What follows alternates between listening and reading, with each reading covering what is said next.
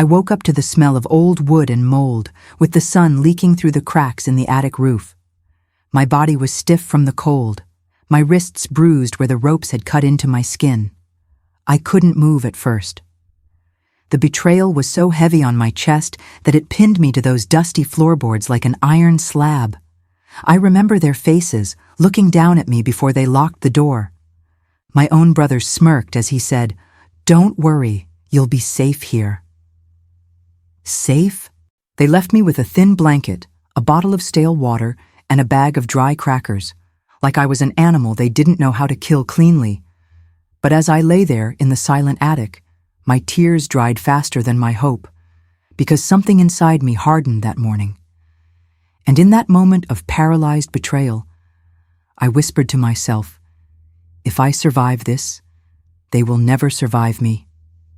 The first night was the worst. Rats scurried across the beams above me, their claws scratching like whispers of death. My stomach cramped from hunger, but the thirst was worse. Each drop of water I sipped tasted like betrayal. I tried to scream once, but my voice cracked into silence. No one would hear me anyway. They'd planned it too well. I could hear life downstairs, plates clinking, muffled laughter, footsteps pacing. My brother's voice, my sister-in-law's giggle. They were living their perfect lives while I was rotting above them. I counted the seconds between each creak of the floorboards. That's how I knew time was passing. That's how I knew I was still alive. And with every silent second, my resolve grew like an iron tree inside my chest, its roots wrapping around my heart, refusing to die. Days blurred into each other like a fever dream. I stopped trying to keep track after the third dawn. My lips cracked open, bleeding when I whispered my revenge into the darkness. The attic smelled of rotting wood, mouse droppings, and my own sweat. I pressed my ear against the floorboards whenever I could stand, listening to them talk about me as if I were already dead. She was always too weak for this world, my brother sighed one evening. I almost laughed. Weak. I was surviving their worst. At night, I'd curl into myself, my bones sharp against my skin, my thoughts sharpening with them. I remembered every single humiliation, how they'd mocked my dreams of becoming a lawyer, how they called me the useless one at family dinners, how they snatched away my inheritance after our parents died. Their betrayal was not sudden. It was years in the making. But as they built their empire on my silence, they never imagined I was building something stronger in return, an unbreakable will to rise. If this story resonates with you, please hit like and subscribe. It helps more people discover these true stories of silent power. One morning, the sun streamed in through the broken slats and lit up a small spiderweb in the corner. I watched that spider move, silent and deliberate, weaving her trap with patience no one noticed. That's when I realized survival wasn't about fighting. It was about waiting, observing, learning every weakness. I forced myself to drink the stale water slowly, rationing the last drops across days. When the crackers turned green with mold, I still chewed them with tears streaming down my face. I refused to die on their terms. I refused to become their forgotten shame. At night, I'd whisper legal codes to myself, remembering every case I studied, every strategy I learned. My mind stayed sharp, even as my body weakened. They thought locking me away would erase me, but they didn't understand. Isolation only erased my fear.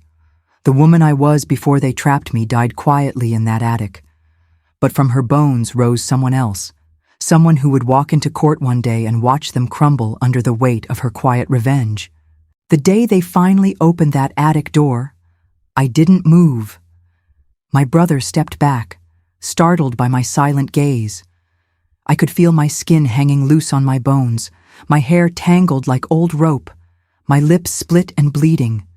But my eyes burned with something they had never seen in me before. Power. He leaned down and whispered, "You're lucky we found you in time." I almost laughed, but my throat was too dry to make a sound. They untied me, helped me stand, pretending to be saviors rescuing the poor broken girl. They fed me soup and water downstairs, their voices dripping with fake concern, already planning how to spin the story to the police and neighbors.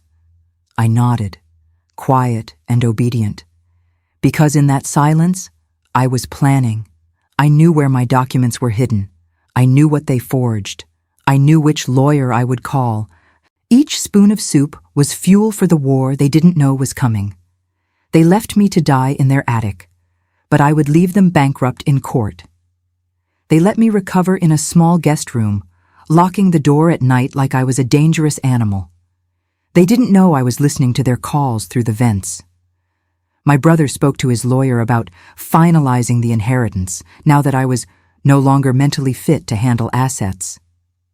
I smiled in the dark, because they forgot who wrote the appeal documents after our parents died, who studied every clause, every loophole, every law protecting vulnerable heirs from exploitation. They underestimated the silent girl locked in the attic. Every day I ate their food, pretended to be broken, and wrote my plan in my mind, line by line. When they finally took me to the hospital for a checkup, I asked the nurse to call an old professor of mine. She slipped me a phone under the blanket. That evening, as I lay in a thin hospital bed under fluorescent lights, I called my professor. Her voice cracked when she heard mine. "It's time," I whispered. "I'm ready to make them pay." My professor arrived the next morning, dressed in a navy suit with her silver hair pinned back like a crown. She didn't hug me. She knew touch would shatter my fragile disguise. Instead, she sat by my bed and opened her leather folder. "I've filed an injunction to freeze all inheritance transfers until a mental capacity hearing is complete," she said calmly. Her eyes locked onto mine with quiet fire. I nodded, my lips trembling with silent gratitude. Later that afternoon, my brother stormed into the hospital room, his face red with rage. "What did you do?" he hissed, leaning so close I could smell his expensive cologne mixed with fear. I looked at him, my voice still weak, and whispered, "I didn't scream. I smiled." He froze, confused by my calmness, because he didn't understand. I was no longer playing his game. I was rewriting the rules, and he had no idea how to survive in a world where I was no longer silent. The day of the court hearing arrived with rain pounding against the windows, as if the sky itself was cleansing my past. I entered the courtroom on unsteady legs, my body still thin and frail, but my mind was a fortress. My brother sat confidently at his lawyer's table, whispering with his team, smirking when he glanced at me. The judge asked me to stand and speak. My hands shook as I held the microphone, but my voice came out steady, slicing through the courtroom air. I recited every timeline, every forged document, every abuse masked as protection. I saw his smirk fade, his fingers tightening around his pen until his knuckles whitened.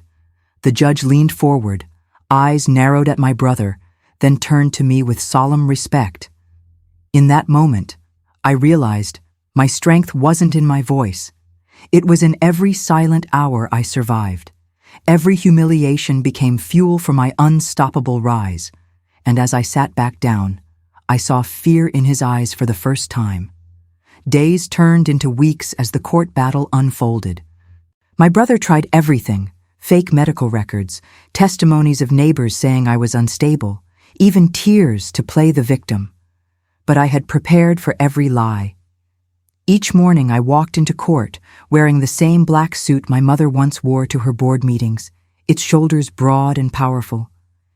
Each night I studied documents until dawn with my professor. I barely slept, but exhaustion felt like nothing compared to the attic's hunger pains. On the final day, his lawyer stood and said, "She's too emotional to handle complex assets."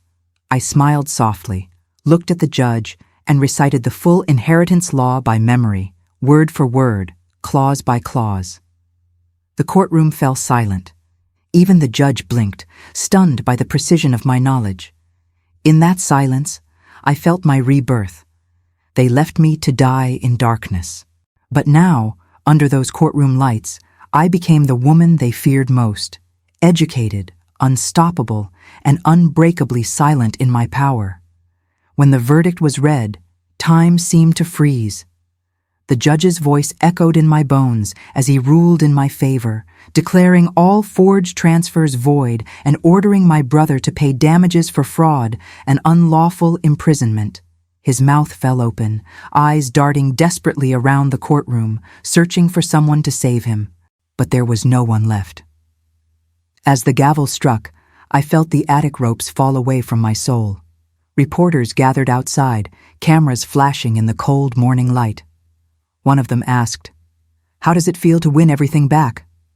I paused, feeling the wind lift my hair, the air filling my lungs with a freedom I'd never known. "This isn't about winning," I said quietly, my voice calm and certain. "It's about surviving and making sure no one silences you again." And as I walked down those courthouse steps, I realized my revenge was never about their downfall. It was about my resurrection. After the trial, I moved back into the house they tried to erase me from. Each room still smelled of old wood and faded perfume, memories trapped in the walls like forgotten ghosts. I walked up to the attic and opened the door slowly. Dust floated in beams of sunlight, illuminating the stained floorboards where I once lay, bound and broken. I stood there for a long time, feeling nothing but a calm, heavy silence. I didn't cry, I didn't scream, I simply whispered, "Thank you," because that room forged me into someone they could never control again. I had it cleaned out, renovated, and turned into my office. A place where I'd draft legal defenses for women trapped by their families, just like I had been. And each morning, as I sat by the window overlooking the city skyline, I felt an unbreakable truth within me. They didn't just leave me to die in that attic. They buried my fear there, and from its grave rose my unstoppable life. Word spread quickly about the case. Women from across the state reached out to me, their voices trembling with stories of silent suffering, financial abuse, coercion, manipulation, masked as protection. Each call felt like an echo of my own pain, reminding me that my battle was never just mine alone. I began working pro bono, representing women who had been stripped of their rights by the very families meant to protect them. My brother, meanwhile, declared bankruptcy within months. His assets were seized, his reputation ruined.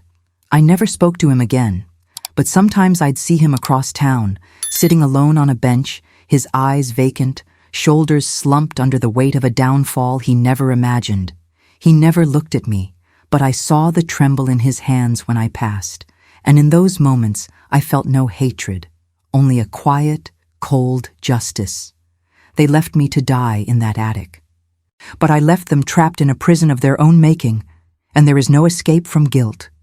Years passed, and my life rebuilt itself with the silent steadiness of dawn. I opened my own legal practice, specializing in family inheritance and abuse cases. My name appeared in newspapers and legal journals, not as a victim, but as a relentless advocate for justice. Sometimes, late at night, I'd sit by my office window overlooking the quiet streets, a cup of tea in my hand, and let the memories drift back. The smell of rotting wood, the cold floor beneath my bones, the sound of my brother's laughter downstairs while I starved above. Those memories no longer hurt me. They strengthened me, because each flash of pain reminded me of who I became, a woman forged by betrayal, but never owned by it. They left me to die, thinking I would disappear quietly. Instead, I became the silent storm they could never outrun, sweeping away their lies with every step I took in freedom. One evening, as the sun set in ribbons of gold and crimson behind the city skyline, I stood in my office, looking at the framed certificates on my wall. Degrees I earned, cases I won, lives I helped rebuild. My reflection in the window showed a woman with tired eyes, but they held a light so fierce it could never be dimmed again. A knock at the door pulled me from my thoughts. It was a young woman, clutching documents to her chest, tears in her eyes. "They're taking everything from me," she whispered. I guided her to a chair, my heart steady with a familiar, powerful resolve. Sitting across from her, I smiled softly and said, "They thought the same about me once. Let's make sure they never think that about you again." In her trembling hope, I saw my own resurrection reflected back. My revenge was never just about what they lost. It was about what I gave to those they tried to silence: justice, freedom, and the courage to never bow again. Today, as I sit by my office window watching the city lights flicker like silent stars, I finally understand the fullness of my journey. I no longer carry hatred for those who left me to die in that attic. Hatred is heavy, and my life is too powerful to bear its weight. Instead, I carry a quiet certainty that justice finds its way, even through the darkest ceilings and locked doors. They left me broken, forgotten, and alone. But in that darkness, I found a strength deeper than survival. I found purpose. My brother lives now in a small apartment, stripped of his titles and power. Sometimes I hear he drinks alone, drowning in the guilt that once made him untouchable. I don't seek him out. I don't need to.